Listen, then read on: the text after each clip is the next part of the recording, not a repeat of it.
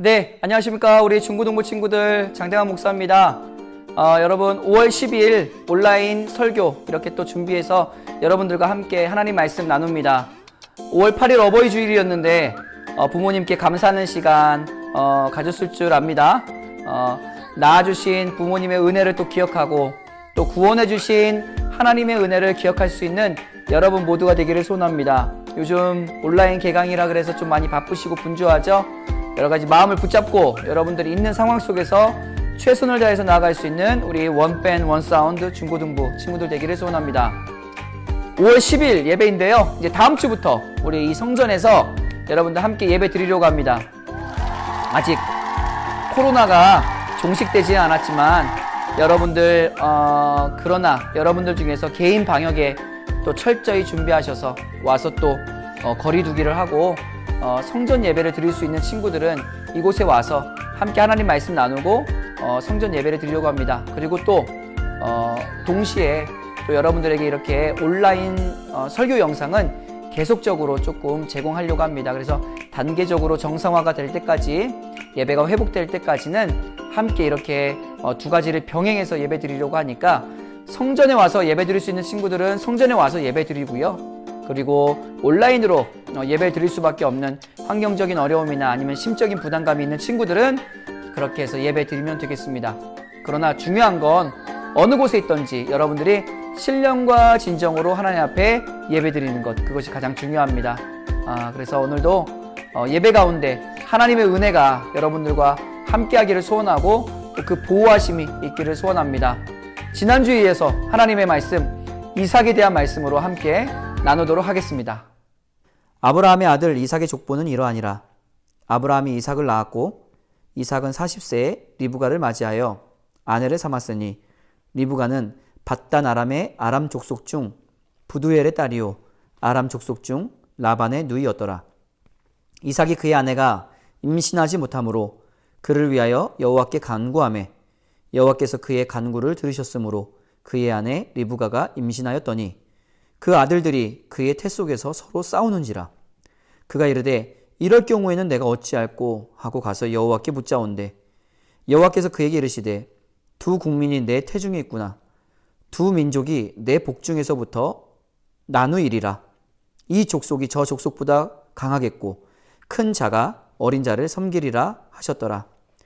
그 해산 기한이 찬즉 태에 쌍둥이가 있었는데 먼저 나온 자는 붉고 전신이 털옷 같아서 이름을 에서라 하였고 후에 나온 아우는 손으로 에서의 발꿈치를 잡았으므로 그 이름을 야곱이라 하였으며 리브가가 그들을 낳을 때에 이삭이 60세였더라. 아멘. 네, 오늘 이삭에 대한 이야기를 지난주 그리고 또 오늘까지 또 이삭에 대한 이야기를 나누고 있습니다. 아브람에 대한 이야기를 나누고 있고 이삭에 대한 이야기를 나누고 있지만 이 아브람과 이삭의 이야기와 함께 계속적으로 동반되는 게 있습니다. 그것이 바로 뭐죠? 하나님의 약속입니다. 그 하나님의 약속은 변하지 않으며 하나님의 약속은 반드시 이루어진다라는 그 주제가 지금 아브람의 이야기와 이삭의 이야기 가운데 계속적으로 동반되어서 진행되고 있습니다. 이 아브람과 이삭에 대한 이야기들을 계속 들여다보면서 여러분들이 한 가지 궁금증을 조금 가져야 됩니다. 그것은 바로 뭐냐면, 아니 아브라함도 실수를 하고 잘못을 한 적이 있었고 이삭도 뭔가 실수를 하고 잘못한 적이 있다면 뭔가 자신의 실수와 자신의 잘못에 대한 처벌을 받거나 대가를 치러야 되는 것이 마땅하지 않을까라는 생각을 하게 되는 겁니다. 왜냐하면 우리 인간은요 어느 정도의 기준을 가지고 있어요. 무엇이 옳은 일이고 무엇이 그른 일인지, 그것이 그 인간의 개인적인 기준으로만 끝나는 것이 아니라 그것이 공동체의 기준이 있고요, 사회의 기준이 있고 또 각 나라마다의 기준이 있습니다. 그 모든 것들이 조금씩은 다르지만 그러나 그 사회와 그 공동체에서 가지고 있는 잘못과 잘한 일에 대해서 우리는 항상 기준을 가지고 있다는 겁니다. 예를 들어서 이런 거죠. 어떤 잘못한 사람들을 봤을 때 뭔가 옳지 않은 일을 했다라고 우리가 생각하게 되면은 이 사람은 옳지 않은 일을 했기 때문에 벌을 받아야 돼 라고 생각하는 경우들도 있고요. 반대로 이 사람은 너무너무 착한 일을 했기 때문에 이 사람은 복을 받아야 돼, 상을 받아야 돼 라는 생각을 할 때가 있다는 것입니다. 맞는 말입니다. 잘못을 했을 때는 벌을 받아야 되고요.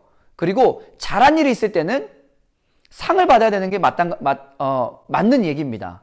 뭔가 그 사회적인 규약을 만드는 것은 좋은데 하나님의 영역인 구원에 있어서도 우리 인간이 자꾸 그에 대한 규약을 만들 때가 있다는 것입니다. 아, 저 사람은 이런 나쁜 짓을 했기 때문에, 이런 실수를 했기 때문에 저 사람은 구원받지 못해. 아, 이 사람은 이렇게 착한 일을 많이 하고 좋은 일을 많이 했기 때문에 이 사람은 천국에 갈 만한 사람이야. 한마디로 우리 안에 있는 사회적인 규약, 하나님께서 허락하신 그 인간의 영역 속에 그곳에서 여러분들 잘잘못을 따지고 착한 일을 칭찬해 주는 것은 괜찮지만 어찌 보면 우리 안에 하나님의 영역까지 생각해서 이 사람은 구원받을 수 있는 사람, 이 사람은 구원받지 못하는 사람이라는 그 하나님의 영역 또한 우리 인간의 기준에 맞춰 판단할 때가 있다라는 것입니다. 마가복음 10장에 보면은 부자 청년에 대한 이야기가 나옵니다. 근데 그 부자 청년은 어떤 사람이냐면은 한마디로 부자예요. 돈이 많습니다. 그리고 두 번째, 신우망한 부살간도 거탐, 10계명을 철저하게 지키는 사람입니다. 그러니까 여러분, 많은 사람들이 그 청년을 봤을 때는 어떨까요? 1등 신랑감이죠. 윤리적으로나 도덕적으로나 아니면은 세상의 부의 기준으로 봤을 때도 너무너무 부러움의 대상인 사람입니다. 그럼 어떻게 생각할까요? 아, 저 부자 청년은 구원받을 만해. 저 부자 청년은 복을 받을 만한 사람이야 라고 생각하고 판단했겠죠. 그 부자 청년도 마찬가지입니다. 그러나 그 부자 청년이 예수님을 만나서 이렇게 묻습니다. 예수님, 영생, 곧 구원을 받으려면 어떻게 해야 됩니까? 그 질문 속에 무슨 마음이 있을까요? 나는 모든 것을 지켰는데, 성경에 나오는 모든 율법을 지킨 사람인데, 난 완벽한 사람인데, 난 당연히 구원받을 수 있는 사람이지 라는 그 의기양양함이 그 마음속에 있었을 겁니다. 근데 예수님께서 뭐라고 말씀하시냐면 너의 모든 재산을 다 팔아 가난한 사람에게 나눠줘라. 그리고 나를 따르라 라고 얘기했습니다. 그때 부자 청년이 어떻게 합니까? 근심하여 예수님을 떠나갔다고 성경에서 나와 있습니다. 그럼 여러분, 제가 질문 하나 드리겠습니다. 여러분, 만약에 그 부자 청년이 자신의 모든 재산을 다 팔아서 가난한 자들에게 나눠줬다면 그러면 그 부자 청년은 구원을 받을 수 있습니까? 성경에는 착한 일을 많이 한다고 구원받을 수 있다고 절대 써있지 않다고 얘기했지 않습니까? 그럼 이 예수님께서는 왜 이렇게 물어보셨을까요? 그것은 바로 뭐냐면 너는 절대 그것을 순종할 수 없어 라고 지금 얘기하고 있는 겁니다. 사람들이 보기에는, 그리고 자신이 생각하기에는 이 정도 착한 일을 했고 이 정도 10계명을 지켰으면 나는 구원받을 자격이 되는 사람이야 라고 생각하는 사람의 기준이 있잖아요. 근데 예수님은 그 부자 청년의 약점, 연약함을 알고 있었던 거예요. 그것이 바로 뭐냐면 돈을 사랑하는 거였어요. 그래서 그 예수님은 그 부자 청년의 연약함을 탁 짚으신 거예요. 너는 절대 너의 힘으로는 구원받을 수 없어. 왜냐? 넌 이렇게 연약한 존재니까. 그러니까 나에게 와. 너는 내가 필요해 라는 것을 알려주고 싶은 겁니다. 모든 인간은 죄인이며 연약함으로 말미암아 나의 힘과 나의 기준으로는 구원받을 수 없음을 예수님은 알려주고 싶으신 겁니다. 한겨울에 호수를 건너는 두 사람이 있다고 한번 생각해 봅시다. 첫 번째 사람은 어떤 생각을 하고 있냐면 저 호수는 꽁꽁 얼려져 있지 않을 거야. 그래서 내가 건너갈 때 저 호수가 깨어져 버리면 나는 물에 빠져서 죽을 수밖에 없어 라고 생각하는, 호수가 꽁꽁 얼려져 있지 않다라고 믿고 있는 사람입니다. 믿음이 없는 사람이죠. 두 번째 사람은 어떤 사람이냐? 저 호수는 꽁꽁 얼려져 있을 거야.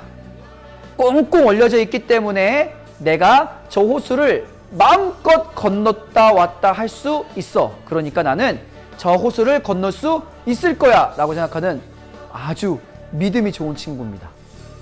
자, 이제 실제로 그것을 실행에 옮깁니다. 어쨌든 호수를 건너야 되는 상황이 됐다고 생각해 보세요. 그러면 이 걱정도 많고 믿음도 없는 친구가 여러분 만약에 호수를 건넌다고 생각해 보십시오. 한 발짝 한 발짝 굉장히 조심스럽게 건널 거고 걱정이 태산으로 호수를 건너지 않겠습니까? 이거 깨지면 어떡하지? 그럼 난 죽을 텐데. 한 발짝. 또 이거 진짜 지금 막 얼음에 막 금이 가는 소리가 들리는 것 같아. 막 이렇게 생각하면서 걱정이 이만저만 아주 그냥 걱정이 태산인 상태로 호수를 건너지 않겠습니까? 근데 한 발짝 한 발짝 한 발짝 한 발짝 발을 옮겼을 때마다 수많은 걱정들이 있었지만 그 호수가 만약에 꽁꽁 얼려져 있었다면 이 믿음이 약한 의심이 많은 이 친구는 호수를 건널 수 있을까요? 없을까요? 건널 수 있죠. 또 다른 한 친구 한번 생각해 봅시다. 이 친구는 어떻게 생각했죠? 호수는 꽁꽁 얼려져 있을 거야. 나는 이 호수를 건널 수 있어 라고 생각하고 성큼성큼 한 발짝 한 발짝 내딛어서 지나갑니다. 근데 알고 보니까 그 얼음이 꽁꽁 얼려져 있었던 것이 아니라 아주 그냥 살얼음이었었던 거죠. 어떻게 됩니까? 자신의 믿음과는 정반대로 그 친구는 호수에 빠질 수밖에 없는 거죠. 여러분 이것을 한번 영적으로 한번 생각해 보겠습니다. 여러분 호수를 건너는 데 있어서는 나의 상태가 중요합니까? 아니면 호수의 상태가 중요합니까?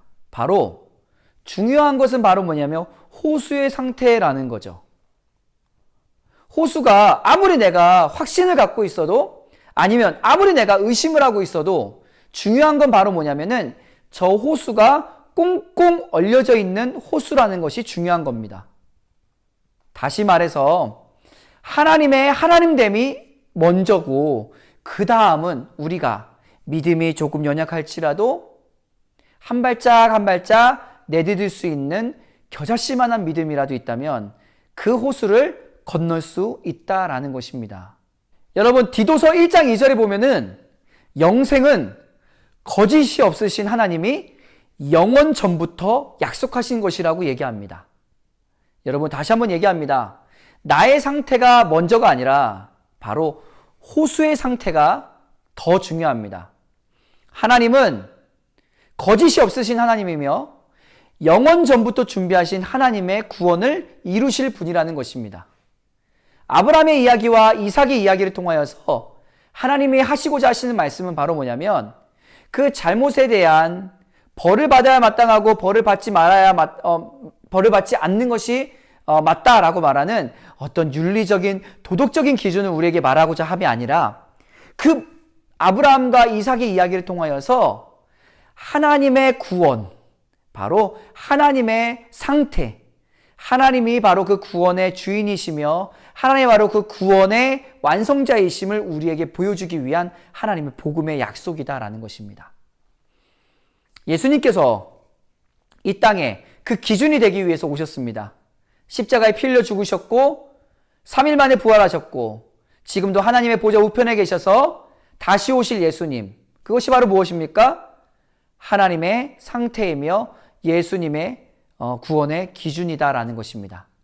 우리 친구들도 그 믿음을 가지고 오늘도 아브라함처럼 우리도 연약하고 이삭처럼 우리도 실수를 많이 하지만 그러나 하나님이 우리를 사랑하시고 하나님이 우리를 구원하신다라는 그 약속을 갖고 한 발짝 한 발짝 나아가게 되면 믿음이 연약한 우리들에게 하나님은 믿음을 주실 것이고 용기를 주실 것이고 하나님의 자녀로서 살아갈 수 있는 힘과 능력을 주실 줄 믿습니다.